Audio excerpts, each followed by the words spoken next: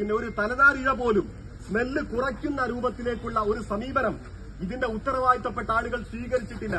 അതുകൊണ്ട് ഞങ്ങൾ ഈ കാട്ട് കള്ളന്മാരെ വിശ്വസിക്കണോ? ഇവരാരാണ്? കൃത്യമായി പറയട്ടെ. ഞങ്ങൾ പറയുന്നു, മൃഗങ്ങളെക്കാൾ അധപ്പതിച്ചിട്ടുള്ള ഇത്രമേ വൃത്തികെട്ട ഒരു വിഭാഗമായി ഈ പ്ലാന്റ് നടത്തുന്ന അധികാരികൾ മാറുമ്പോ ഞങ്ങൾ കൃത്യമായി പറയട്ടെ, വിശ്വാസമില്ലാത്തത് കൊണ്ട് മാത്രമാണ് ഞങ്ങൾ ഞങ്ങളുടെ ഫ്ലക്സിലും ഞങ്ങളുടെ മുദ്രാവാക്യത്തിലും പറഞ്ഞത് പ്ലാന്റ് അടച്ചു പൂട്ടിയേ പറ്റുമെന്ന് ഞങ്ങൾ പറയുന്നത്. അല്ലാതെ നിങ്ങളെ മാതിരി വിവരമില്ലാത്തത് പുലപ്പിയല്ല.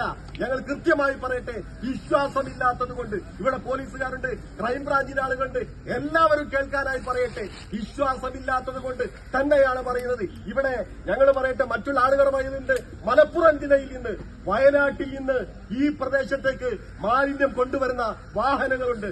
സമരസമിതിയുടെ നേതാക്കളുടെ ഇടയിൽ ശ്രദ്ധയിൽ അത് പെട്ടിട്ടുണ്ട്. അതുകൊണ്ട് പറയട്ടെ, ഇവിടെ നടക്കുന്നത് നാടകമാണ്.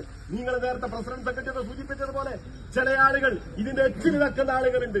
കൃത്യമായി പറയാൻ ആഗ്രഹിക്കുന്നു, സമരസമിതിയുടെ ഭാരവാഹികൾ പറഞ്ഞിട്ടുണ്ട്, 21-ാം തീയതി മുതൽ ഇവിടെ സമരം തുടരുകയാണ്. സമരസമിതിയുടെ നേതൃത്വത്തിൽ മുസ്ലിം യൂത്ത് ലീഗിനെ സംബന്ധിച്ചിടത്തോളം ഇവിടെ പറഞ്ഞതുപോലെ ആ സമരത്തോടൊപ്പം ചേർന്ന് നിന്നുകൊണ്ട് ഇവരെ ഇവിടെ നിന്ന് കെട്ടുകെട്ടിക്കുന്നതുവരെ സമര പോരാട്ടത്തിൽ മുസ്ലിം യൂത്ത് ലീഗ് ഉണ്ടാവും. ഒരു കാര്യം കൂടി